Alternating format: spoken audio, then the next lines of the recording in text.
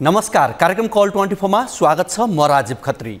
नेपालको राजनीतिक दल अपराधी लुक्ने ठाउँ बनेको छ। सिधै यसो भन्दा यिनका नेता र तिनका कार्यकर्ताको चित्तमा ढुङ्गा पर्ला, तर सत्य आखिर यही हो। पार्टीहरूले अपराधीहरूलाई संरक्षण दिँदा विगतमा अपराध कर्ममा रहेकाहरूका लागि राजनीति चोखिने थलो बनेको छ। हेर्नुस् त, लामो समयदेखि दिल्ली बजार कारागार टिकापुर काण्डका दोषी रेशम चौधरीको अघोषित पार्टी कार्यालय बनेको छ। दुई तहको अदालतबाट सजाय तोकिएका नागरिक उन्मुक्ति पार्टीका सल्लाहकार रेशम चौधरीले कारागारलाई नै पार्टीको कार्यालय बनाइदिएका छन्। प्रतिनिधि सभा र प्रदेश सभा सदस्य निर्वाचनमा पार्टीको टिकट वितरणदेखि सरकार बनाउने, सरकारलाई समर्थन गर्ने वा नगर्ने जस्ता विभिन्न विषयमा छलफलका लागि दिल्ली बजार कारागार रेशमको केन्द्रीय कार्यालय बनेको देखिन्छ। पछिल्ला 6 महिनाको स्थिति हेर्ने हो भने रेशम चौधरीलाई देशका प्रधानमन्त्री एवं माओवादी केन्द्रका अध्यक्ष पुष्पकमल दाहालदेखि अन्य दलका नेताहरूले पटक पटक भेटेका छन्। तत्कालीन राष्ट्रपतिका उम्मेदवार रामचन्द्र पौडेलले समेत काठमाडौँको दिल्ली बजार स्थित कारागार पुगेर भेटेका थिए। अहिले उनी जेल जीवन बिताइरहेका रेशमको सदाशयमा राष्ट्रपति बनिसकेका छन्। अब भन्नुस्, नवनिर्वाचित राष्ट्रपति रामचन्द्र पौडेलबाट संविधानको संरक्षण हुन्छ भनेर कसरी विश्वास गर्ने? प्रहरीकै हत्यारालाई प्रधानमन्त्रीदेखि राष्ट्रपतिका आकांक्षीहरू दर्शन भेट गर्न पुग्छन् र उनकै सदाशयले पद प्राप्ति गर्छन् भने अनुसन्धानदेखि त्यहाँ खटिएका प्रहरीले कुन मनोविज्ञानले, कुन मनोबलले काम गर्लान्? त्यसैले यो देश आवरणमा जति नै आधुनिक भए पनि मध्ययुगीन बर्बरताको घेराभित्रै छ। अपराध गरेकाहरूलाई कारबाही गर्न पाइन्न भनेर सङ्गठित रूपमा प्रतिक्रिया दिन पाउने देश हो यो। चोरलाई चौतारो, साधुलाई सुली चढाउने देश बनेको छ यति बेला। दर्शकवृन्द, गोर्खाका फुजेलका नन्दप्रसाद अधिकारीको अनसन र मृत्युलाई सम्झिनुस् त एकपटक। नन्दप्रसादका किशोर छोरा कृष्ण प्रसादलाई 2061 सालमा माओवादी कार्यकर्ताहरूले नियन्त्रणमा लिएर हत्या गरेका थिए। एसएलसी परीक्षा दिएर आफन्तलाई भेट्न चितवन पुगेका कृष्णलाई हत्या गरेको माओवादीका स्थानीय नेताले उति बेलै स्वीकारेका हुन्। माओवादी आफैले पनि अहिलेसम्म कृष्ण हत्याको जिम्मेवारीबाट पन्सिएको छैन। साथै माओवादीले कृष्णको हत्याका लागि कुनै राजनीतिक कारण दिन पनि सकेको छैन। यसैले नैतिक र कानुनी दुवै दृष्टिकोणबाट कृष्णको हत्यालाई द्वन्द्वकालको घटना भनेर मान्ने आधारै देखिँदैन। राजनीतिसँग सरोकारै नभएको व्यक्तिको हत्यालाई सशस्त्र द्वन्द्वमा लगेर, सशस्त्र विद्रोहमा लगेर मिसाउनु अपराधीलाई उन्मुक्ति दिलाउने जालझेल मात्रै थियो र हो। सायद यही कारणले नन्दप्रसादमा आमरण अनसन गर्ने साहस पनि आएको थियो। लहर र सनक वा भन्नुस् उक्साहटमा कसैले पनि 11 महिना अनसन गर्न र प्राण त्याग गर्न सक्दैन थियो। नन्दप्रसादको मृत्यु तत्कालीन प्रधानमन्त्री स्वर्गीय सुशील कोइराला र गृहमन्त्री वामदेव गौतमका लागि त कहिल्यै नमेटिने कलङ्क बनेकै छ। नन्दप्रसादको मृत्युले हत्यामा संलग्न माओवादी नेताहरूलाई पक्कै पनि तर्साइरहेको चाहिँ हुनुपर्छ। द्वन्द्वात्मक भौतिकवादका अनुयायी माओवादी नेता प्रेम वा आत्मा त विश्वास गर्दैनन् होला। नैतिकतालाई पनि तिनले बुर्जुवाको बहानाबाजी भन्दिन पनि सक्छन्। तैपनि कतै न कतै मानवीय कमजोरी र गुण त तिनमा पनि होला। त्यसैले नन्दप्रसादको अकाल मृत्युले तिनलाई पनि पोलेको हुनुपर्छ। सामान्य मानिस भए तिनको मन मस्तिष्क खलबलिएकै हुनुपर्छ। नन्दप्रसाद र गङ्गामायाले छोराको हत्यारालाई कारबाही होस् भनेर माग गर्दा माओवादी नेतृत्वको सरकारले तिनलाई पागल भनेर मानसिक अस्पताल पठाएको थियो। नियतिले कुनै दिन माओवादी नेतालाई नन्दप्रसाद र गङ्गामायालाई पठाएको ठाउँमा पठाएर त्यो बेला उनीहरूलाई मानसिक रोग लागेकै हो भनेर देखियो भने आश्चर्य हुने छैन। सत्ता, शक्ति, पैसा सबै यिनकै हातमा भएको हुनाले निरीह पीडितहरू 16 वर्षदेखि न्यायको भिख मागिरहेका छन्। बाउआमा गुमाएका पीडितहरूले सर्वोच्च अदालत पुगेर न्यायको भिख मागिरहँदा प्रधानमन्त्री भएको दलले भयङ्कर षड्यन्त्र भएको देख्नु पतनको घिटी मात्रै हो। माओवादी घटकहरूको छटपटी पनि हेर्न लागेको छ। यति बेला एकले अर्कालाई गद्दार घोषणा गर्दै चोइटिएका समूहहरू एक ठाउँमा आएका मात्रै छैनन्। जनयुद्धका नायकहरू, कमान्डरहरू, कमिसारहरूको शिविरमा खैला बैला समेत त्यति बेला मच्चिएको छ। माओवादी शिविरले सत्ता र शक्तिको यति धेरै दुरुपयोग गर्दा पनि ती निरअपराध निरीह पीडितहरूका आँसुसँग डराउनु भनेको तिनीहरूको लुटको स्वर्गमा आगो बल्दैछ दन्दनी भनेर यो प्रमाणित पनि हो र त्यो प्रमाण पनि हो। अहिले त्यही आगो कसरी निभाउने भन्ने थप षड्यन्त्रका तानाबाना बुनिरहेको अवस्था छ। माओवादी घटकहरूको वक्तव्य पनि त्यही षड्यन्त्रको तानाबाना बुन प्रदर्शित गरिएको विषालु डोरी मात्रै हो। माओवादीको बोलीमा लोली मिसाउँदै हिँड्नेहरूको उद्देश्य पनि भविष्यमा खुल्दै जानेछ पक्कै पनि। विगतदेखि नै हेर्नुहोस् न, जनताले क्रान्ति गरेर राणा शासन हटाए, क्रान्तिपछि पनि शासक चाहिँ अपराधी नै बने, अपराधीले नै शासन गरे। पञ्चायतकालमा शासनको क्रूरता नरसंहार चरम सीमामा पुगेको थियो। पक्राउ परेका नेपाली कङ्ग्रेसका कार्यकर्ता शमशेरबहादुर खत्रीलाई मुद्दा नचलाई काटेर मार्ने र टाउको बजारमा झुन्ड्याएर सार्वजनिक प्रदर्शन गर्ने बर्बर बडा हाकिमले राजा महेन्द्रबाट विशेष स्याबासी पाएका थिए। नखु र सुखानी जेलमा सार्ने बहानामा राजबन्दीलाई मार्नेहरूले मात्रै होइन, होमनाथ ढकाल ऋषि देवकोटाहरूलाई पक्रेर गैरकानुनी हत्या गर्नेले सजाय होइन पुरस्कार पाए। डाक्टर लक्ष्मीनारायण झाहरूलाई पक्रेर बेपत्ता पारियो। यी त उदाहरण मात्र हुन्। दुई पटक जनआन्दोलनपछि राजनीतिक व्यवस्था फेरियो तर शासकले गरेका अपराध दण्डहीन हुने प्रवृत्ति कायमै रह्यो। शासकहरू उन्मुक्त र उन्मत्त रहिरहे। नन्दप्रसाद अधिकारीले अनसन गर्दा गर्दै प्राण त्यागे, उनले न्याय पाएको देख्न पाएनन्। उनले नन्दप्रसादहरूले हारे। यसको मूल कारण नेपालमा धेरैजसो सधैँजसो अपराधीहरूले राज गर्दै आएका छन् र निर्दोष निमुखाले हारेको साँच्ची इतिहास छ। दर्शकवृन्द, यो र यस्तै विकृतिका अन्य विषय आजको कल 24 मा हामीले समावेश गरेका छौँ। यसको अलावा तपाईँहरूको गुनासोलाई हामी कार्यक्रममा प्रत्यक्ष समेट्नेछौँ।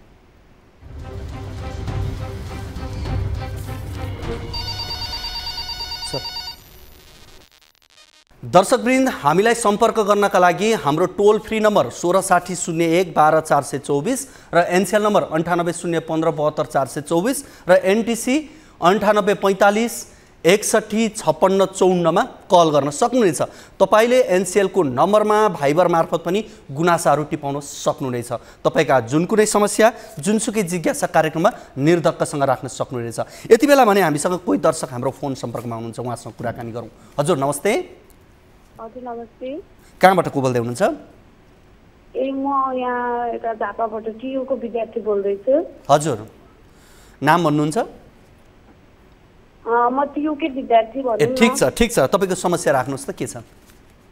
हाम्रो म चाहिँ बीसीए फर्स्ट ब्याच टियु को। हामी 2074 सालको ब्याच हो।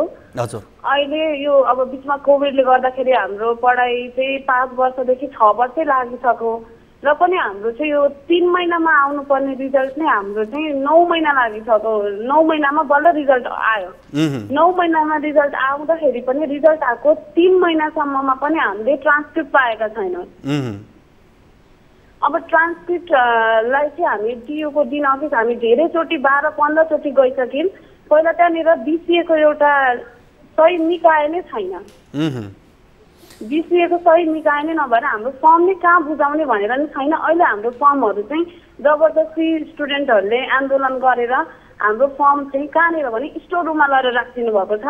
हामीलाई मास्टर्सको लागि एडमिसन गर्न पनि ट्रान्सक्रिप्ट चाहिरहेको छ, तर बीसीएको डिपार्टमेन्टले के हेरिरहनु भएको छ थाहा छैन। हाम्रो ट्रान्सक्रिप्टै आएको छैन। हाम्रो फर्दर स्टडिजको लागि एकदमै ब्लक भएर बसिरहेको छ हामी। ठिक छ, अब तपाईँले यो विषयमा ध्यान आकर्षण गराउनु भयो। हामी पनि यस विषयमा अब यहाँबाट अहिले फोनबाट कसैसँग कुराकानी भन्दा पनि हामी थप रिपोर्ट बनाएरै यस विषयलाई अगाडि बढाउँछौँ। हाम्रो कार्यक्रम कल 24 मै होस् या कुनै पनि हाम्रो समाचारका सेगमेन्टहरूमा यो विषयलाई हामी उठाउनेछौँ। यहाँले हामीले यो विषयमा चाहिँ हामी धेरैचोटि टियु गयौँ, तर त्यतिखेर चाहिँ हामीलाई कहिले 6 महिना लाग्छ, सफ्टवेयरै बनेको छैन, 6 महिना लाग्छ भन्नुहुन्छ।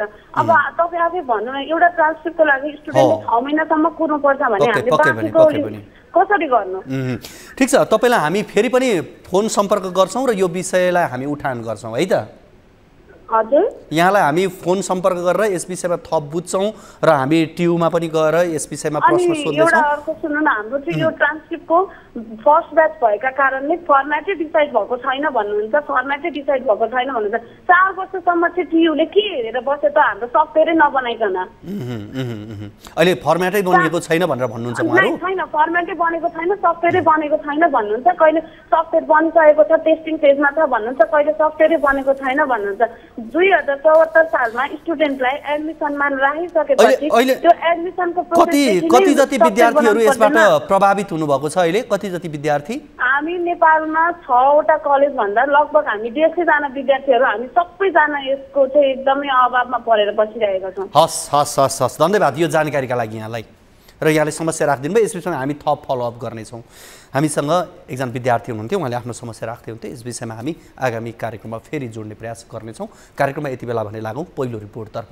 सशस्त्र युद्ध हुँदै शान्ति प्रक्रियासम्म आइपुग्दा माओवादी केन्द्रका अध्यक्ष प्रधानमन्त्री पुष्पकमल दाहाल प्रचण्डले उतार चढावपूर्ण जीवन व्यतीत गरेका छन्। संसदीय राजनीतिमा ठुलो पार्टीको नेतादेखि खुम्चिएको पार्टीका नेतासम्म बनेका प्रचण्डले पटक पटक सरकारको नेतृत्व गरे। प्राय उतार चढावमा नै रहेको उनको जीवनमा अहिले फेरि 16 वर्ष पहिले घटेका घटना तनावका रूपमा आइलागेका छन्।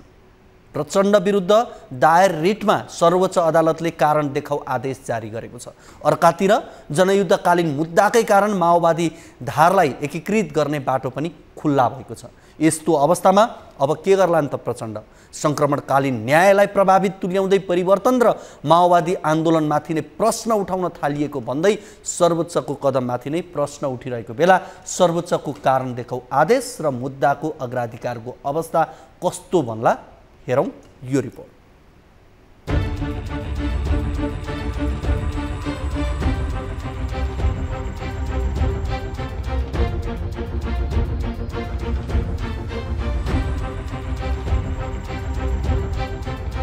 प्रचण्ड विरुद्ध जनयुद्धकालीन घटनालाई जोडेर सर्वोच्च अदालतमा मुद्दा दर्ता भएपछि माओवादी धारका नेताहरू आक्रोश पोख्न थालेका छन्। संविधानको प्रस्तावनामा नै सशस्त्र युद्ध भनेर माओवादी युद्धलाई सम्मान गरिएको अवस्थामा पनि विस्तृत शान्ति सम्झौताका हस्ताक्षरकर्ता विरुद्ध नै संक्रमणकालीन न्याय प्रणालीमाथि चुनौती थपिने गरी मुद्दाको सुनवाई चल्न थालेपछि उनीहरूले विभिन्न प्रयास गरेर अदालती प्रक्रिया र माओवादी युद्धलाई समग्रमा हेर्ने दृष्टिकोणको बारेमा बृहत्तर छलफल गर्न थालेका छन्। एकले अर्कोलाई अन्तिम तहसम्म पुगेर गाली गलौज र आरोप लगाउँदै आएका उनीहरू सर्वोच्चको मुद्दाले मोर्चाबन्दीको तहसम्म आइपुगेका छन्। अझ एकीकृत जनक्रान्तिको नाममा हिंसात्मक गतिविधिमै सक्रिय रहेको आरोपमा प्रतिबन्ध नै खेपेका नेत्रविक्रम चन्द विप्लवले प्रचण्ड विरुद्धको मुद्दालाई लिएर गम्भीर अभिव्यक्ति दिन थालेका छन्। यता माओवादी केन्द्रका उपाध्यक्ष समेत रहेका पूर्व सभामुख अग्निप्रसाद सापकोटाले माओवादीलाई मुद्दा हाल्नु विस्तृत शान्ति सम्झौता विरुद्ध हुने बताएका छन्। ६३ साल मङ्सिर 5 गते भएको विस्तृत शान्ति सम्झौता को गम्भीरता, त्यसको राष्ट्रमा त्यसले पार्ने असर प्रभावका बारेमा गम्भीर चिन्तन मनन गरियोस् र त्यसै अनुसार समाधान गर्न कोसिस गरियोस्। आफू विरुद्ध मुद्दा दर्ता भएपछि माओवादी धारका नेताहरूलाई प्रधानमन्त्रीको सरकारी निवास बालुवाटारमा बोलाएर नियमित जस्तो छलफल गरेका प्रचण्डले माओवादी केन्द्रीय कार्यालय पेरिस डाँडामा समाजवादी मोर्चा निर्माण गर्ने र माओवादी धारलाई समेटेर बृहत्तर कम्युनिस्ट पार्टी निर्माणमा लाग्ने बताएका छन्। छिन्न भिन्न रहेका कम्युनिस्ट घटकलाई आत्मालोचना गर्दै सही बाटोमा ल्याउने अवसर पाएका प्रचण्डले संसदीय राजनीति र सत्ता शक्तिको खेल त्याग्न तयार होलान्, यो अहम विषय हो। प्रचण्डले सत्ता र शक्तिको खेललाई त्याग्दै कम्युनिस्ट पार्टीहरूलाई ध्रुवीकृत गर्दै अघि बढ्ने अवसर पाए पनि उनले कस्ता कदम चाल्छन् र अन्य नेताहरूले उनलाई विश्वास गर्छन् वा गर्दैनन् भन्ने विषयले धेरै कुरा निर्क्योल गर्नेछ। दर्शकवृन्द, अब फेरि लागौँ अर्को रिपोर्टतर्फ। उम्मेदवारी दर्ताकै चरणमा गन्जागोल स्थितिबाट गुज्रिरहेको उपराष्ट्रपति निर्वाचन प्रक्रिया सत्ता गठबन्धनलाई भन्दा पनि बढी तनाव जसपा अध्यक्ष उपेन्द्र यादवलाई बनाएको देखिन्छ। यादवको संसदीय यात्रा रोक्न गठबन्धनकै साना दलहरू तम्सिएपछि उपेन्द्रलाई थप असहज भएको। जनता समाजवादीले उपराष्ट्रपतिका लागि उम्मेदवारी दर्ता गराएका रामसाय प्रसाद यादव विरुद्ध उजुरी परेको छ। निर्वाचन आयोगले दिएको निर्देशन र संविधानको व्यवस्था विरुद्ध उम्मेदवारी दर्ता भएको भन्दै उम्मेदवारी खारेज गर्न मागसहित दर्ता भएको उजुरीले उनको उम्मेदवारी के होला? एमाले र जनमत पार्टीले यादव विरुद्ध उजुरी दिएपछि जसपा घेराबन्दीमा परेको रूपमा अर्थ्याउन थालिएको छ। हेरौँ यो रिपोर्ट।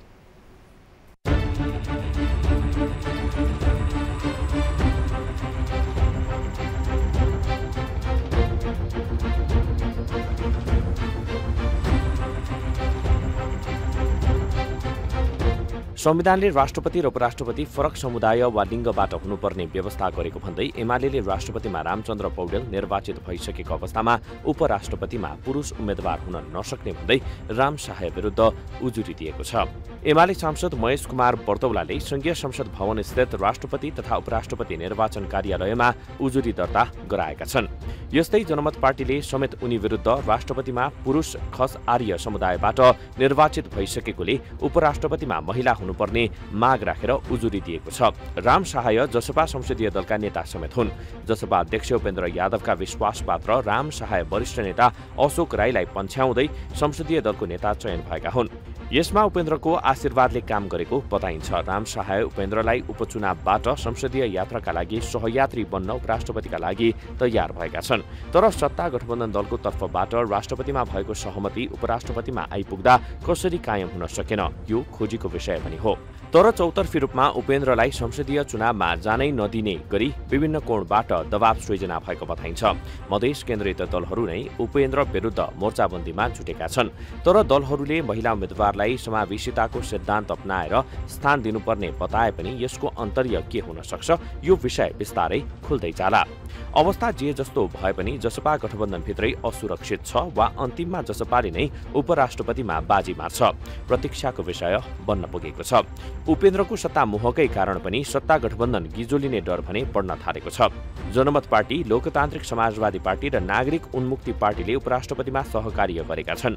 अख्तियारले भ्रष्टाचार आरोपमा मुद्दा दर्ता गरे पनि यसबारे अन्तिम फैसला भयो वा भएन भन्ने विषय नै थाहा नभएको उम्मेद्वार विरुद्ध उजुरी नगर्ने दलहरूले पुरुष उम्मेद्वार विरुद्ध उजुरी दिनुले पनि षड्यन्त्रको गन्ध भने आउन थालेको छ।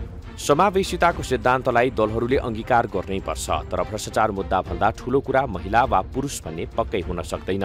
भ्रष्टाचारले सिङ्गो प्रणालीमाथि नै आक्रमण गर्छ भने समावेशिताको विषयलाई लयमा ल्याउन दलीय सहमति जुटाएर उम्मेदवारीमा लोभ नगरे हुन सक्छ। तर राम सहाय विरुद्ध उजुरी दिनेले नैतिकता र जिम्मेवारीको हिसाबले पनि जनमत पार्टीबाट उम्मेदवारी दिएकी ममता झा विरुद्ध उजुरी दिने आँट गर्नैपर्छ।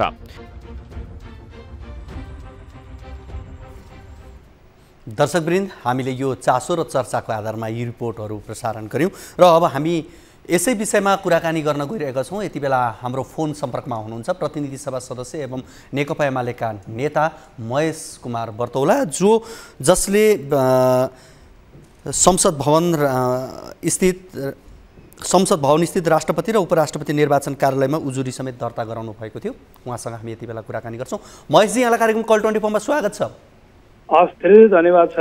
अब यो उम्मेदवारी दर्ताकै चरणमा गन्जागोल स्थितिबाट गुज्रिरहेको उपराष्ट्रपति निर्वाचन प्रक्रियाले सत्ता गठबन्धनलाई भन्दा बढी तनाव जसपा अध्यक्ष उपेन्द्र यादवलाई बनाइरहेको देखिन्छ। रामसहाय यादव विरुद्ध उजुरी दिएर उपेन्द्रको यो तनावमा त यहाँले झन बढावा दिनुभयो है? होइन, अब यो विषय निर्वाचन आयोगले अहिले 12 बजे टुङ्ग्याइसकेको छ। हामीले प्राप्त गरेको समयभित्र किनभने एउटा उजुरी हामीले राम असहाय प्रसाद यादवको उम्मेदवारी संविधान र प्रतिनिधि कानुन प्रतिकूल हुने कारणले गर्दा उहाँको उम्मेदवारी खारेजीको हामीले गरिपाउँ भनेर एउटा निवेदन जाहेर गर्यौँ। यसमा हाम्रा केही कारणहरू छ। हामीले राम असहाय यादव उपराष्ट्रपति हुने कुरा सँग चाहिँ हाम्रो संविधानले अनुमति दिँदैन। त्यसमा के विषय थियो भने, जस्तै नेपालको संविधानको धारा 38(4) ले प्रत्येक राज्यका हरेक निकायहरूमा महिलाको हकको समानुपातिक समावेशिताको सुनिश्चित गर्छ। राष्ट्रपतिमा जब पुरुष समुदायबाट लैङ्गिक हिसाबले पुरुषबाट भइसकेपछि अर्थात् खास आर्य समुदायबाट रामचन्द्र पौडेल राष्ट्रपतिमा निर्वाचित भइसक्नु भएपछि स्वाभाविक रूपमा त्यस उपराष्ट्रपति पदको उम्मेदवारमा महिलाहरूकै बिचमा प्रतिस्पर्धा हुनु पर्थ्यो। अब गठबन्धनको नाममा, सत्ता स्वार्थ, सत्ता बलका नाममा अब उहाँहरूले पुरुषलाई नै फेरि पनि उपराष्ट्रपतिमा उम्मेदवार बनाउने कुरा वास्तवमा त्यो न्यायोचित होइन। संविधानले त्यो वास्तवमा अनुमति दिँदैन। ठिक छ, अब निर्वाचन आयोगले उम्मेदवार अयोग्य भनेर भन्न मिल्दैन भनेर यति बेला निर्णय गरिसकेको छ।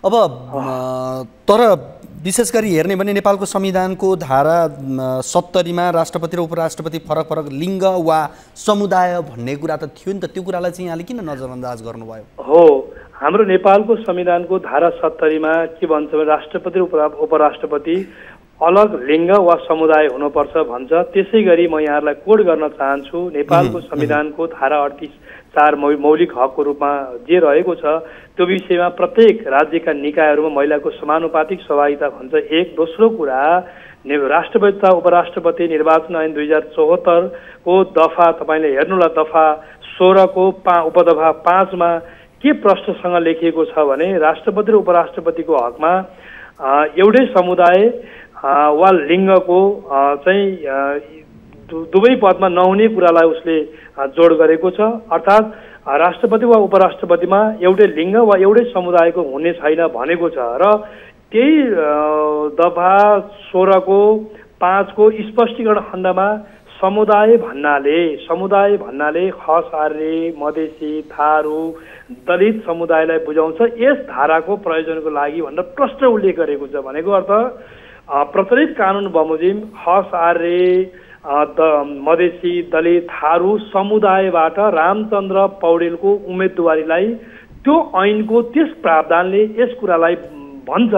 त्यसकारण संविधानको धारा 70 बमोजिम त अब खोजी हुने विषय भनेको त लिङ्गको आधारमा हो। लिङ्गको आधारमा खोज्दाखेरि स्वाभाविक रूपमा महिलाको उपस्थिति जरुरी छ, किनभने खस, आर्य समुदायबाट दलित, मधेसी वा थारू समुदायबाट त रामचन्द्र पौडेलको त्यो क्लस्टरबाट उहाँको उम्मेदवारी भइसक्यो, निर्वाचित भइसक्नु भयो। अब लैङ्गिक समावेशिताको हिसाबले त्यही कानुन, प्रचलित कानुन बमोजिम पनि वास्तवमा पुरुषको उम्मेदवारी स्वीकार्य भनेपछि अब निर्वाचन आयोगले अयोग्य भन्न नमिल्ने भनिसकेपछि त उसको भनाइ पनि नियम कानुन भन्दा बाहिर भयो। अब यसमा हामीले संविधानको व्याख्याको कुरा हुन सक्छ, यसमा हामी सर्वोच्च अदालतमा यसले अन्तिम व्याख्या त सर्वोच्च अदालत हुन सक्छ। तथापि हामीले यो विषयलाई राजनीतिक रूपमा हामीले एउटा विषय उठायौँ। अब हामी अदालत हामी जाँदैनौँ, हामी यो विषयलाई वास्तवमा राजनीतिक हिसाबले नै हामी खबरदारी गर्नेछौँ, सिङ्गो देशको ध्यानाकर्षण गराउनेछौँ। किनभने हाम्रो संविधानको, म तपाईँलाई स्मरण गराउन चाहन्छु, हाम्रो संविधानको धारा 91 मा प्रतिनिधि सभाको सभामुख उपसभामुख मध्ये एक महिला भनेको छ। धारा 92 मा राष्ट्रिय सभाको अध्यक्ष र उपाध्यक्ष मध्ये एक महिला भनेको छ। त्यसै गरी त्यही संविधानको धारा 182 मा प्रदेश सभामा सभामुख वा उपसभामुख एक महिला अनिवार्य भनेको छ।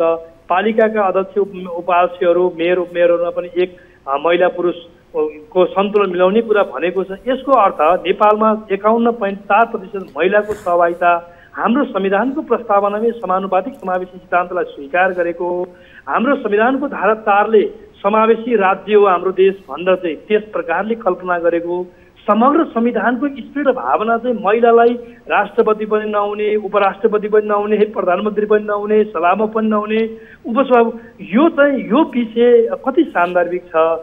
त्यसकारण यो संविधानको समग्र स्पिरिटलाई हेरेर व्याख्या गर्नुपर्छ यसमा। त्यसकारण हामी कोही व्यक्ति राष्ट्रपति होस्, उपराष्ट्रपति होस् नहोस् भन्नेसँग होइन कि महिलाहरूको अधिकारको विषय यहाँ जोडिन्छ। अब यो विषयमा यदि यस्तो थियो भने यो विषयमा निर्वाचन आयोगले हस्तक्षेप गर्नु कतिको उपयुक्त अभ्यास हो त्यसो भए? र यस विवाद उत्पन्न भए त तपाईँकै भनाइले पनि अदालतले व्याख्या गर्ने विषय थियो, सुरुमै किन प्रवेश गरौँ? मैले यसमा यति मात्र कुरा, हामीले उम्मेदवारको विषयमा राष्ट्रपति तथा उपराष्ट्रपतिको निर्वाचन आयोगमा गएर हिजो हामीले गऱ्यौँ। उहाँको मनोनयन पत्र खारिज गर्न यी आधार र कारणहरू छन् भन्दा हामीले कारण र आधारसहित हामीले पुर्याएर चाहिँ हामीले रिटपूर्वक दर्ता गऱ्यौँ। निर्वाचन आयोगले त्यसलाई आज उहाँको उम्मेदवारी कायमै रहने गरी फैसला गर्यो। यसपछि अब अन्य कुरा के हुन्छ भन्ने कुरा, यो अन्य अब अदालतले यस विषयमा कसरी जान्छ, अदालतमा प्रश्नहरू कसरी जोडिन्छन्, त्यो फरक बाटो हो। जस्तो राजनीतिक नेतृत्वहरू स्वार्थी विवेकहीन भएपछि राज्यका अरू निकायहरू राजनीतिमा समेत हस्तक्षेप गर्न तम्सिन्छन् भन्छन् क्या। त्यसैले यो निर्वाचन आयोगका प्रमुख आयुक्तको दर्ता नगर्ने कथन सम्भवतः यही मानसिकताको उदाहरण थियो त्यस बेला। अहिले फेरि गठबन्धनले सोच्न पर्ने कुरा हो। म हजुरलाई स्मरण गर्छु, गठबन्धनले यति कुरा बुझ्नुहोस्, यो देशका जम्मा 25वटा पालिकाहरूमा प्रमुख महिला छन्। हेर्नुहोस्, जम्मा 25वटा पालिकाहरूमा।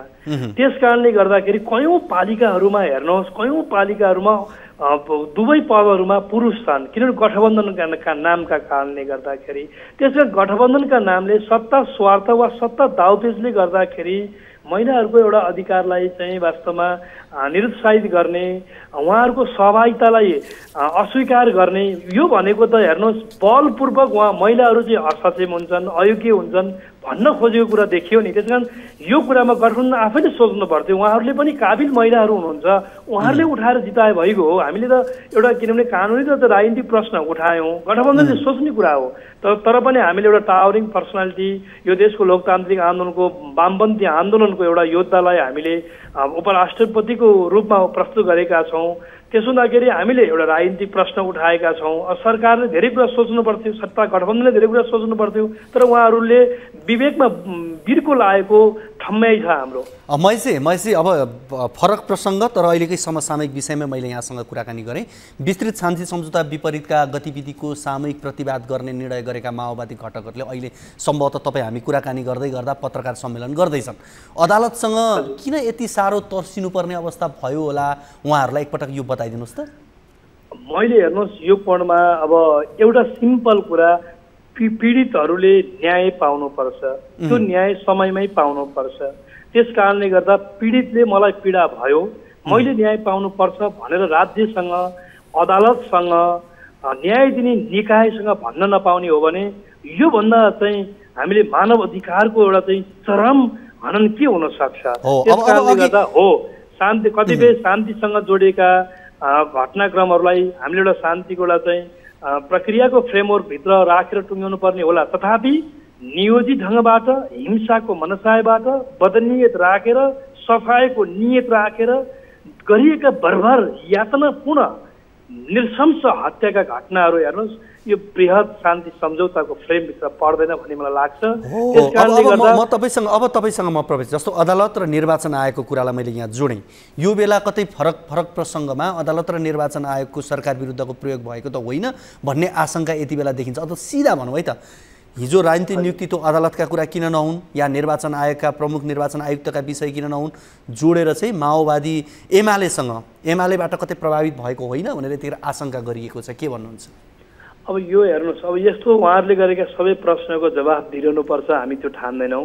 उहाँहरू सरकारको नेतृत्व उहाँहरू गर्ने, नागरिकहरूले चाहिँ पीडा अनुभूति गरेका, यातना पाएका नागरिकले न्याय माग्नुपर्छ भन्ने कुरामा राज्यको नेतृत्व गरेको, सरकारको नेतृत्व गरेको पार्टीले यस प्रकारको एउटा आतंक फैलाएर न्याय मर्ने गरी, अदालतले स्वतन्त्र र निष्पक्ष ढङ्गबाट काम गर्न पनि अवरोध सिर्जना हुने गरी जे गतिविधि गर्न खोज्ने, अनि त्यसपछि आरोप र प्रश्न चाहिँ अर्को अन्ततिर सोझ्याउने, दोष अर्कोतिर थोपर्ने जे छ प्रयत्न, यो वास्तवमा यो बेठिक हुन खोजिरहेको छ।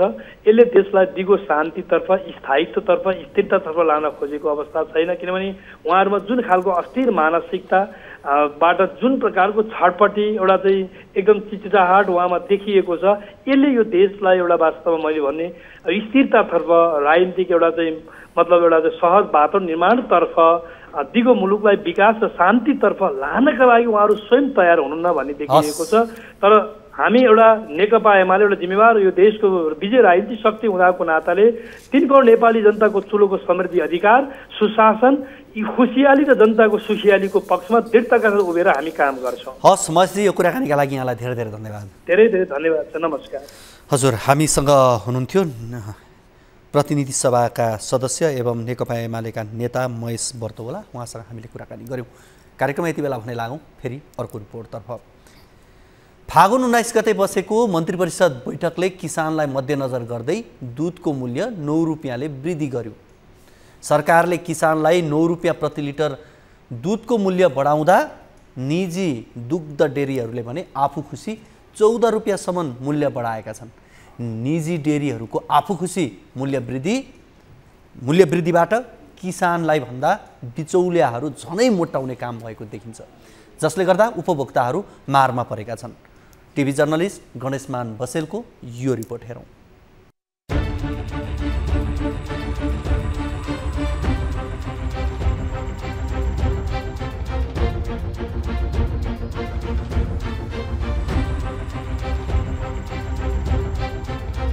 सरकारले लामो समयपछि दूधको मूल्य वृद्धि गरेपछि किसानहरूलाई आंशिक राहत मिलेको छ, तर त्यसको फाइदा उठाउँदै निजी डेरीहरूले दूधको मूल्य आफू खुसी बढाएपछि उपभोक्ताहरू मारमा परेका छन्। निजी डेरीहरूले दूधको मूल्य प्रति लिटर 14 रुपैयाँले वृद्धि गर्दा बढाएसँगै दुग्धजन्य वस्तुहरूको मूल्य पनि अत्याधिक बढेको छ।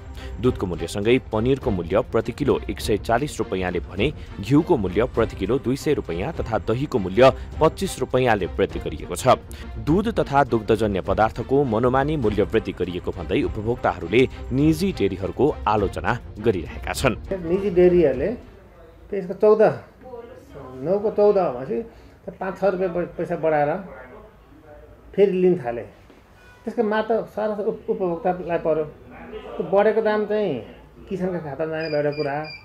त्यसले किसानले चाहिँ 90 रुपियाँमा गाउँघरमा चाहिँ 90 रुपियाँ प्रति केजी आफ्नो दुध गाउँमा बाँडिरहेको थिए। त्यो वितरण प्रणाली चाहिँ कस्तो एकदम गाह्रो हुन्छ, किनभने एउटा घर यहाँ छ, अर्को पर धुवानीको समस्या छ। डेरीले दुग्ध पदार्थको मूल्य बढाए पनि त्यसको प्रत्यक्ष फाइदा किसानलाई नभई बिचौलियालाई नै हुने गरेको छ, जसको मारमा उपभोक्ताहरू पर्ने गरेका छन्। कोभिड संक्रमणपछि कृषि तथा पशुपालन क्षेत्रमा आकर्षित युवाहरूलाई संरक्षण गर्ने योजना सरकारले ल्याएको छैन, जसका कारण युवाहरू पुनः विदेश पलायन भइरहेका छन्। पशुपालन गर्ने युवाहरू विदेश पलायन हुन बाध्यकारी अवस्था बन्दै गएकोले किसानलाई पशुपालनमा आकर्षित गर्दै स्वदेशमै रोजगारको वातावरण सृजना गर्न पनि दूधको मूल्य वृद्धि गरेको दावी डेरी उद्योगीहरूको छ। सबै विदेशी नै चलन बढ्यो। गाउँघरमा बसेर काम गर्ने भनेको काम गर्दाखेरि न उहाँहरूको इज्जत रहने न आर्थिक रूपमा नै सपोर्ट हुने भएकोले देश छोडेर विदेश जाँदाखेरि यो कोभिड पछाडि चाहिँ नि अत्याधिक रूपमा दुधको उत्पादन घट्यो। नयाँ मूल्य वृद्धिपछि प्रशोधित दूधको मूल्य प्रति लिटर 100 रुपैयाँसम्म उपभोक्ताले तिर्नु परिरहेको छ भने दहीको मूल्य 190 रुपैयाँ, पनिरको मूल्य प्रति केजी 840 तथा घिउको मूल्य प्रति किलो 1300 रुपैयाँ उपभोक्ताले तिर्नु परेको छ। दूधको मूल्य वृद्धिले 30% उद्योगीलाई र 70% किसानलाई फाइदा हुने नेपाल डेयरी एसोसिएसनको दावी छ। 70% चाहिँ किसानलाई दिने र 30% चाहिँ उद्योगीले र अनि त्यसपछि यो बुथम्यान लगायत अरू खर्चहरू गर्ने कुरा हुन्छ र त्यही अनुसार चाहिँ अहिले हामीले अब सरकारले जुन मूल्य बढायो त्यो मूल्यमा 30% चाहिँ अब उद्योगीहरूले र बुथम्यान अरूलाई दिने खर्चहरूमा हामीले बढाएर गरेको हो। यो पहिलेको कुरा हो, यो अहिले हामीले मात्र गरेको होइन। यो निजी डेरीहरूले यसअघि पनि आफू खुसी मूल्य वृद्धि गरेका थिए। चौतर्फी आलोचनापछि बढेको मूल्य फिर्ता लिएको थियो। डेरी उद्योगीहरूको दबावकै कारण सरकारले फागुन 19 गते दूधको मूल्य प्रति लिटर 9 रुपैयाँले वृद्धि गरेको थियो। सरकारले नै दूधको मूल्य वृद्धि गरे पनि किसानले भने दूधको उचित मूल्य नपाएको गुनासो गर्दै आएका छन्। किसानले गरेको निर्वाहमुखी पशुपालनलाई सरकारले व्यावसायिक बनाउन तथा किसानलाई राहतको कार्यक्रम ल्याउन जरुरी देखिन्छ।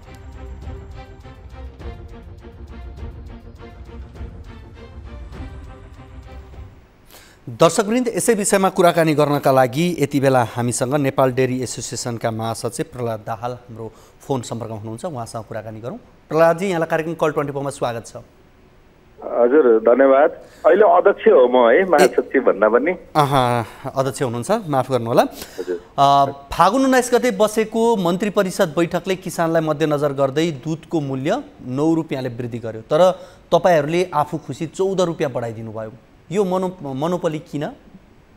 होइन, यो मोनोपोली होइन। यो चाहिँ खास के हो भने पहिला चाहिँ सरकारले दूधको मूल्य बढाउँदाखेरि बढेको मूल्यमा 30% उद्योगीलाई र 70% किसानलाई भनेर बढाउने गर्थ्यो र यसपालि चाहिँ उद्योगीको मूल्य नतोकेर किसानको मात्र मूल्य तोकेको हुनाले हामीले राष्ट्रिय दुध विकास बोर्डले जुन सिफारिस गरेको मूल्य छ, त्यो लागत खर्च छ, त्यो अनुपातमा नै हामी सबै सरकारवालाहरू बसेर त्यसै अनुसार नै हामीले बढाएको हो। त्यसमा चाहिँ अरू थप मूल्य बढाएको अथवा अरू गरेको कुरा होइन यो कुरा। सरकारवाला भनेको को हो? त्यसमा उपभोक्ता हुन् या सरकार पक्ष हुन् या को हुन्? तपाईँहरूको सरकार भनेको त्यसमा हामीले राष्ट्रिय दुध विकास बोर्डले त्यो अध्ययन जुन समिति बनाएको छ त्यो अध्ययन समितिमा चाहिँ सरकारी निकाय राष्ट्रिय दुध विकास बोर्ड, कृषि मन्त्रालय, पशुसेवा विभाग, डिडिसी, उपभोक्ता मञ्च लगायत हामी यो डेरी सेक्टरसँग सम्बन्धित किसानका प्रतिनिधि, उद्योगीहरू सबै हामी बसेर जुन लागत एउटा निकालेको थियौँ त्यसमा निक्लेको लागत 14 रुपियाँ नै हो।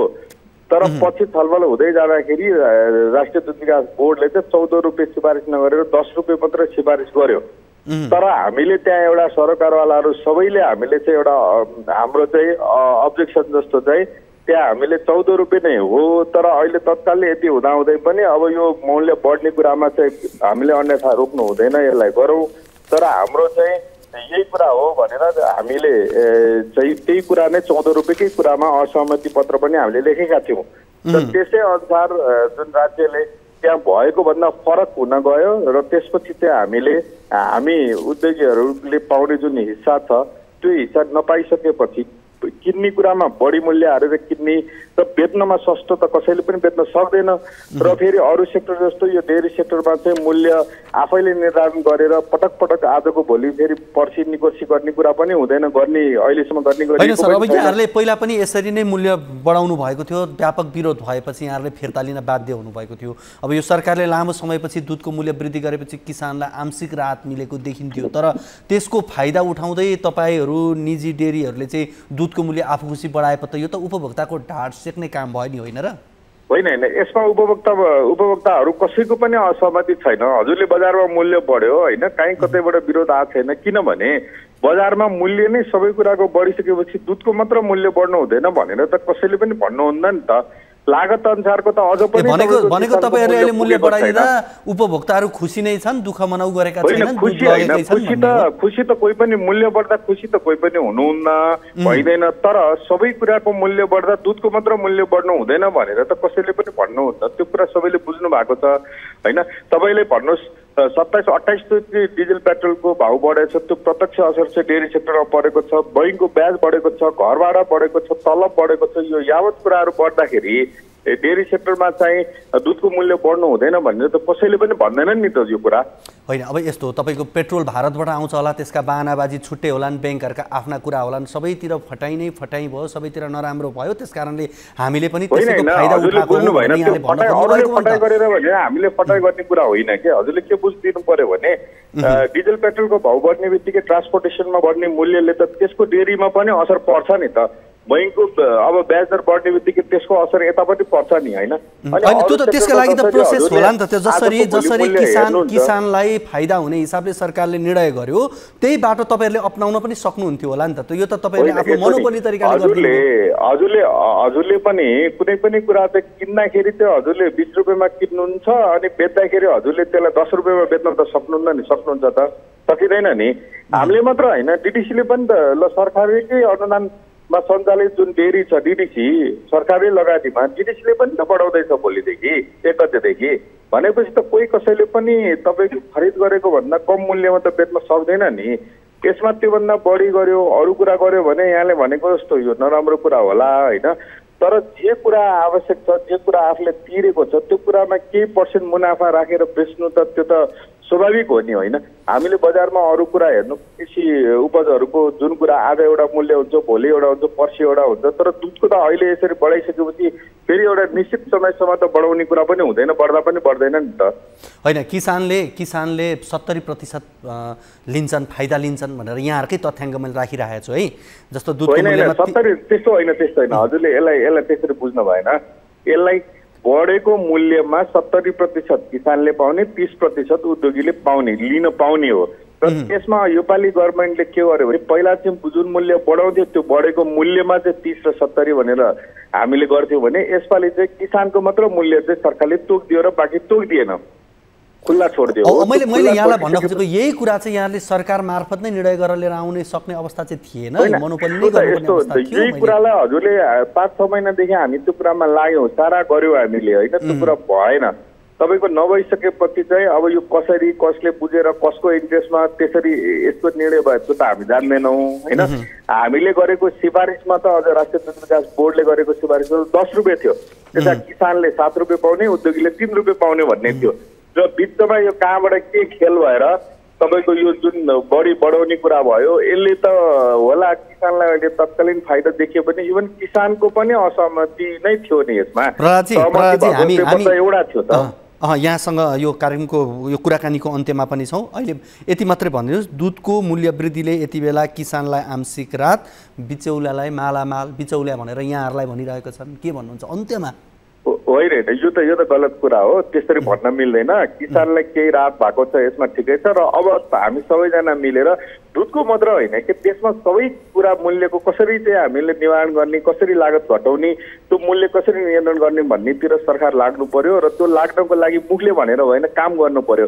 जस्तै पशुपालन गर्ने व्यवस्था मिलाउनु पर्यो, पशुपालन गर्ने ठाउँमा चाहिँ अरू अनुदानका कुराहरू छन्, अरू विविध कुराहरू गर्नु पर्यो, आयातलाई कम गर्नु पर्यो होइन, निर्यातलाई कसरी प्रोत्साहन गर्न सकिन्छ त्यतातिर लाग्नु पर्यो।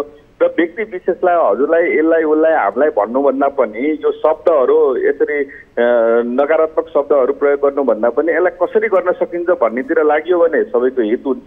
तर सबै कुराको मूल्य बढ्दाखेरि दुधको मात्र मूल्य बढ्नु हुँदैन भन्ने कुरा चाहिँ जायज छैन भन्ने कुरा चाहिँ हाम्रो ठम्याइ हो। र हाम्रो मात्र होइन, यो सबै आम मानिसको, आम जनता, उपभोक्ता तपाईँहरू सबैको हो। र यो कुरा यति मात्रै हो, आम उपभोक्तावादीहरू या उपभोक्ताकै कुरा गर्नुहुन्छ र हाम्रै पनि प्रश्नको कुरा यति मात्रै हो कि तपाईँसँग त्यो पनि प्रक्रियागत आइदिएको भए हुन्थ्यो नि भन्ने मात्रै कुरा हो यहाँसँग? होइन, त्यसमा त हाम्रो दोष भएन नि त। प्रक्रियागत रूपमा त हामीले कुरेकै हो नि त। त्यति बेला पनि हामीले कुरेर आजसम्म बसेको। तर किसानको मात्र मूल्य निर्धारण भएर उद्योगीको नभइसकेपछि यो बाध्य भएर हामी सबैले गरेको हो। र डिडिसीले पनि गर्दैछ। यसमा हामीलाई मात्र भन्ने कुरा भन्दा पनि राज्यबाटै सञ्चालित डेरी जुन डिडिसी छ, डिडिसीले पनि 1 गतेदेखि मूल्य निर्धारण गर्दैछ, त्यसमा त दुई मत छैन नि। र हामी सबैले के बुझ्नु पर्यो भने सबै कुराको मूल्य बढ्छ, अनि त्यो मूल्य बढेको असर डेरी सेक्टरमा पर्छ। र डेरी सेक्टरले चाहिँ मूल्य बढाउनु हुँदैन भन्ने कुरा त सत्य छैन होला नि त, होइन र? त्यो त हजुरले नै बुझ्नुहुन्छ, मैले बुझ्छु, अरूले पनि बुझ्छ नि त। हस्, कुराकानीका लागि यहाँलाई धेरै धेरै धन्यवाद। यहाँलाई धन्यवाद है, के कुरा प्रश्न गर्ने जुन मौका दिनुभयो। नेपाल डेरी एसोसिएसनको तर्फबाट यहाँलाई विशेष धन्यवाद। दर्शकवृन्द, हामीसँग हुनुहुन्थ्यो नेपाल डेरी एसोसिएसनका अध्यक्ष प्रहलाद दाहाल हुनुहुन्थ्यो, उहाँसँग हामीले कुराकानी गऱ्यौँ। कार्यक्रम यति बेला भन्ने लागौँ अर्को रिपोर्टतर्फ। पछिल्ला केही वर्ष यता स्मार्ट सिटीका कुरा धेरै सुनिएका हुन्। अझ चुनावको समयमा त यसको चर्चा यति धेरै भयो कि साँच्चै अब नेपाल विकसित देशको सूचीमा पुग्नेछ वा पुगिसक्यो झैँ लाग्ने गरी पो देखिएको थियो। तर कागजमा स्मार्ट सिटी घोषणा गरिएको रौतहटको चन्द्रपुर नगरपालिकामा विद्युतका पोलहरूमा अव्यवस्थित गुजुल्टिएका तारहरूले जनप्रतिनिधिको स्मार्ट झुटलाई चाहिँ प्रदर्शित गरिदिएको छ। नगरका पोलहरूको अव्यवस्थित तारहरूले सहरी सौन्दर्यलाई असर त गरेको छ नै, दुर्घटनाको जोखिम पनि उत्तिकै बढाएको छ। रौतहटबाट टिभी जर्नलिस्ट बालविक्रम कार्कीको यो रिपोर्ट हेरौँ।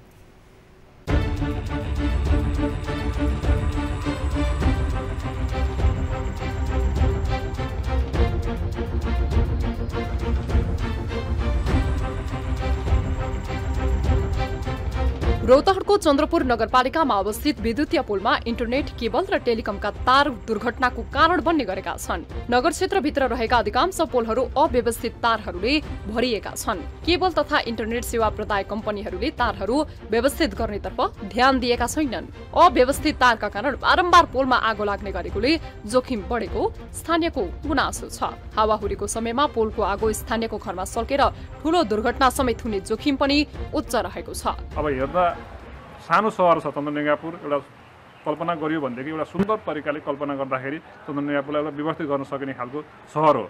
तर अब तारकै कुराहरूलाई देख्दा एकदम दुःख लाग्छ। यो तपाईँको कसै गरी पनि तपाईँको यसलाई अब सुधार्न सकेन भनेदेखि अब वास्तवमै चन्द्रनगापुरको एउटा सुन्दर सहरको कल्पना गर्न चाहिँ सकिँदैन। अब यसलाई अब मेयर साहबले वडाका वडा अध्यक्षज्यूहरूले यहाँका सङ्घका प्रदेशका तपाईँको प्रतिनिधिज्यूहरूले पनि यसलाई अलिकति जोडदार रूपलाई चाहिँ उठाएर एउटा सुन्दर सहरको कल्पना गर्नुपर्ने चाहिँ केबल नेटवर्क तथा इन्टरनेट सेवा प्रदायक कम्पनीहरूले पोलमा बाँधेको तार भुइँमा लत्रिँदा समेत कुनै चासो दिएका छैनन्। पोलमा तार झुन्ड्याए बापत कम्पनीहरूले विद्युत प्राधिकरणलाई 1 किलोमिटरसम्मको पोलमा वार्षिक 7,000 का साथ पोलमा डीबी बक्स राखे बापत प्रति बक्स 600 का दरले भाडा तिर्ने गरेका छन्।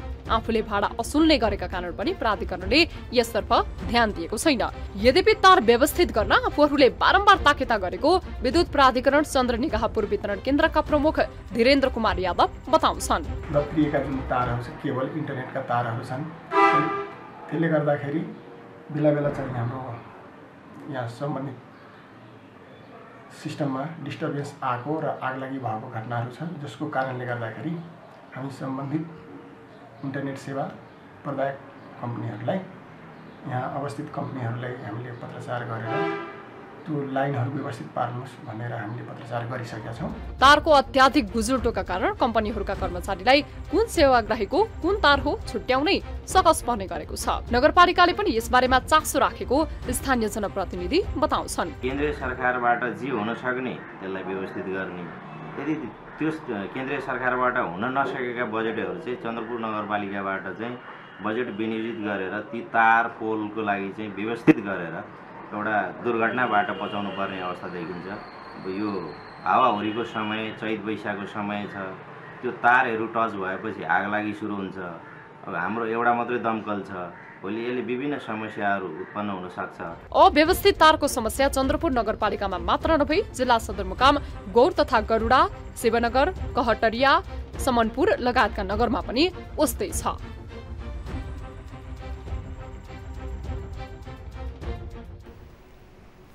दर्शकवृन्द, यसै विषयमा कुराकानी गर्नका लागि यति बेला हामीसँग चन्द्रपुर नगरपालिकाका नगर प्रमुख सञ्जय काफले हाम्रो फोन सम्पर्कमा हुनुहुन्छ। उहाँसँग कुराकानी गरौँ। नगर प्रमुखज्यू, यहाँलाई कार्यक्रम कल 24 मा स्वागत छ। हजुर, धेरै धेरै धन्यवाद। हजुर, अब यो विशेष गरी यहाँहरूको नगरपालिका स्मार्ट सिटी बनाउने भनेर यहाँहरूले पहिलेदेखि घोषणा गर्नुभएको हो। अब यो विद्युतीय पोलमा इन्टरनेट केबल टेलिकमका तारले जुन दुर्घटना निम्ति आएका छन्, पोलहरूमा जुन अस्तव्यस्तता देखिएको छ, यसले चाहिँ जनप्रतिनिधिहरूले स्मार्ट झुट बोले भन्ने अवस्था पो बन्यो त। यसलाई के गर्ने होला नगर प्रमुखज्यू?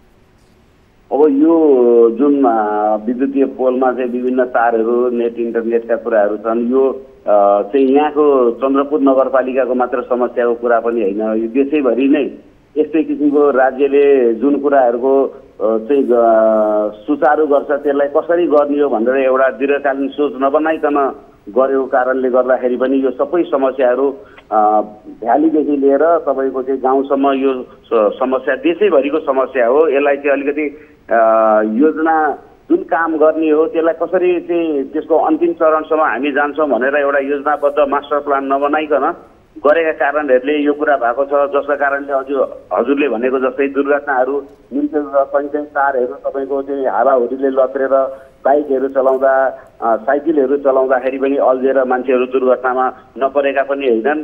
अब यसलाई चाहिँ सबै पक्षहरू मिलेर चाहिँ यसलाई कसरी समाधान गर्न सकिन्छ त्यसको खोजीको उपाय पनि गर्नुपर्छ जस्तो लाग्छ। पक्कै तपाईँले भनेको एउटा चिज सत्य के हो भने यो चन्द्रपुर तपाईँहरूको नगरपालिकाको मात्रै समस्या होइन, देशका विभिन्न स्थानमा, काठमाडौँमै पनि यो समस्याहरू छन् र देशका ठुला सहर भनिएका ठाउँमा धेरै ठाउँमा यो समस्या हो। यो प्रतिनिधि समस्या हो र मैले यो प्रश्न तपाईँसँग गरिरहँदा यो अरू ठाउँका लागि पनि यो प्रश्न पक्कै पनि हो। अब तपाईँको नजरमा चाहिँ स्थानीय तह, स्थानीय जनप्रतिनिधि, तपाईँ आफ्नै अधिकार सम्पन्न पनि हुनुहुन्छ, तपाईँले आफ्नो क्षेत्रलाई कसरी व्यवस्थित गर्ने भन्ने कुरा त तपाईँको हातमा पनि छ। के भइदियो भने चाहिँ गर्न सकिन्थ्यो भन्ने लाग्छ यहाँलाई? नगरलाई यो जुन किसिमको अवस्था देखिएको छ यसबाट मुक्त दिलाउन सकिन्थ्यो होला? त्यसो भए हजुर, यो कस्तो यो भयो भने जस्तो हामीले कुनै पनि काम गर्छौँ, जस्तो चाहिँ हामीले अहिले चाहिँ महानगरकै कुरा गर्दाखेरि चाहिँ पिच बनाइराखेको छ, पिच बनाउने र खानेपानीले भोलिपल्ट गएर पिच खाल्टो खन्ने यस्ता किसिमका क्रियाकलापहरू त्यहाँदेखि यहाँसम्म यो रोगको रूपमा देशैभरि नै चलेको छ। यो सम्पूर्ण कुनै पनि काम गर्दाखेरि यो जोसँग सम्बन्धित हुन्छ त्यो निकायका मान्छेहरू बसेर छलफल गरेर उहाँहरूसँग त प्राविधिकहरू हुन्छ, यसलाई कसरी गर्दाखेरि चाहिँ यो चाहिँ जुन अहिले चाहिँ अप्ठ्यारो परिस्थिति आएको छ त्यसलाई न्यूनीकरण गर्ने पनि उपायहरू हुन्छ। अब हामीले नगरले अब गर्ने कार्यक्रममा जस्ता हामीले अब अन्डरग्राउन्ड गरेर गर्छौँ यो गर्छौँ भन्ने त्यस्ता किसिमका प्राविधिक कुरा पनि हामीसँग हुँदैन र खर्चको पनि धेरै खर्चिलो पनि हुन्छ होला, जसले गर्दाखेरि पनि यो कुरा नभएको होला। अब यसलाई चाहिँ अलिकति तर तपाईँहरूको प्राथमिकतामा चाहिँ कतिको परेको छ यो विषय जटिलताका हिसाबले? हजुर, हामीले अहिले जुन हाम्रो चाहिँ अहिले यो गौर सडक खण्डको जुन काम भइरहेको छ, हाम्रो टेन्डर लागेको छ भर्खरै, त्यसमा चाहिँ हामीले यो तारहरूलाई चाहिँ अन्डरग्राउन्ड गरेर खानेपानी उसलाई सबैको कोर्डिनेसन गरेर हामीले एक चरण बैठक पनि बसेर कम्तीमा अब गर्ने जुन ठुल्ठुला योजनाहरू छन् त्यसलाई चाहिँ अलिकति प्राथमिकतामा राखेर हामीले यिनलाई चाहिँ यो चिजहरूलाई चाहिँ हामीले अन्डरग्राउन्ड गरेर सुरक्षित गरेर गर्नुपर्छ भनेर चाहिँ हामीले अब टेन्डर पनि लागिसकेको छ। त्यसको चाहिँ योजना हामीले अब सुरु गरेका छौँ। अब यसै गरी नै तपाईँको गरियो भने पनि तपाईँको चाहिँ बिस्तारै बिस्तारै तपाईँको समाधान हुँदै जान्छ जस्तो लाग्छ मलाई। हस्, कुराकानीका लागि यहाँलाई धेरै धेरै धन्यवाद। हजुर ल, हजुरलाई पनि धेरै धेरै धन्यवाद। ल, हामीसँग हुनुहुन्थ्यो रौतहट स्थित चन्द्रपुर नगरपालिकाका नगर प्रमुख सञ्जय काफले, उहाँसँग हामीले कुराकानी गऱ्यौँ। हामी कार्यक्रम करिब अन्त्यमा नै आइसकेका छौँ। सम्भवतः हामी एउटा रिपोर्ट चाहिँ यहाँहरू बिच राख्न सक्छौँ, कुराकानी सम्भवतः हामी सक्दैनौँ, तर रिपोर्ट चाहिँ यहाँहरू बिच हामी राख्नेछौँ। मोरङको पथरी शनिश्चरे नगरपालिकाको पूर्व पश्चिम राजमार्गदेखि भारतीय सीमासम्मको गान्धी मनमोहन मार्गसम्म यो मार्ग समयमा सम्पन्न हुनुपर्ने थियो, तर हुन सकेको छैन। 3 वर्षमा निर्माण सम्पन्न गर्ने गरी सुरु गरिएको सडकको निर्माण कार्य अलपत्र छ। अहिलेसम्म 25% मात्रै काम सम्पन्न भएको सडकका कारण छेउछाउका बासिन्दा गर्मीमा धुलो र वर्षामा हिलोका कारण पीडित बन्दै आएका छन्। मोरङबाट टिभी जर्नलिस्ट तारा आचार्यको यो रिपोर्ट हेरौँ।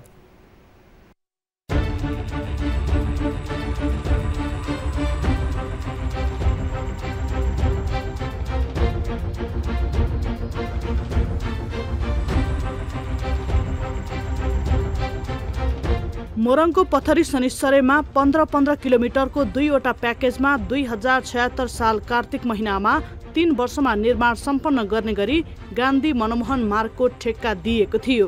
1 अर्ब 55 करोड 73 लाख रुपियाँमा काठमाडौँको कान्छाराम कन्स्ट्रक्सनले सडक निर्माणको ठेक्का लिएको थियो। तर 3 वर्ष सकिने लाग्दा समेत सडक निर्माणको काम भने 25% मात्रै पूरा भएको छ। दैनिक रूपमा जस्तो धुवा यसको चाहिँ टिफरहरू कुदेकोले धुलोहरू र लगायतको अरू गाडी कुदेकोले धुलोहरू अत्याधिक बढेको छ।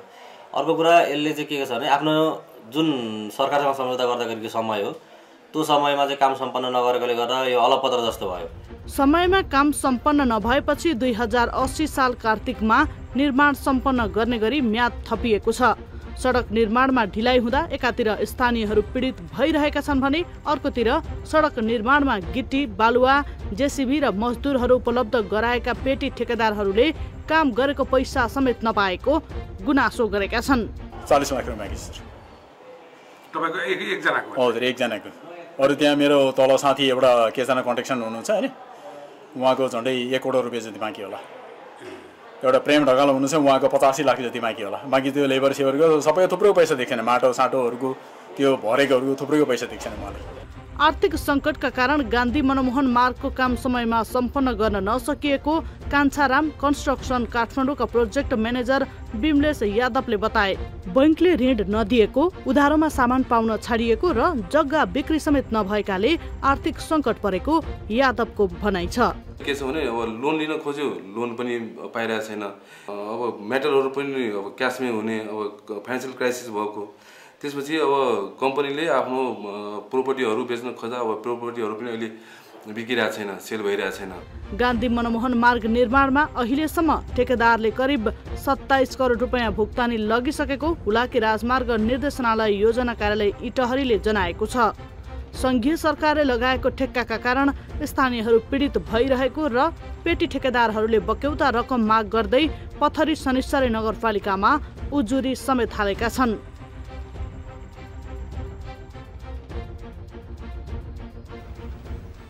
दर्शकवृन्द, यो मोरङको प्रसङ्ग नै हाम्रो आजको अन्तिम प्रसङ्ग पनि हो। यो रिपोर्ट यहाँहरूबीच हामीले प्रसारण गऱ्यौँ। तपाईँ दर्शकहरूको पनि हामीले फोन कल लिने प्रयास गरेका थियौँ, तर आजको कार्यक्रमको निर्धारित समय करिब सकिसकेको छ। तर यो कार्यक्रम अवधिमा तपाईँको फोन लागेन या त हामीसँग कुराकानी सम्भव हुन सकेन भने पनि धन्दा नमान्नुहोस्। तपाईँले यो कार्यक्रम सकिएपछि पनि हामीलाई फोन गर्न भन्ने सक्नुहुनेछ। हाम्रो टोल फ्री नम्बर 1660 01 12 424, एनसेल नम्बर 98 015 72 424 र एनटिसी 98 45 61 56 54 कल गर्न सक्नुहुनेछ। तपाईँले एनसेलको नम्बरमा भाइबर मार्फत पनि गुनासाहरू टिपाउन भने सक्नुहुनेछ। आजको कार्यक्रमको निर्धारित समय सकिएको छ र हामी आगामी कार्यक्रममा अन्य विषयहरूसहित उपस्थित हुनेछौँ। तबसम्मको लागि बिदा दिनुहोस्। हवस् त, नमस्ते।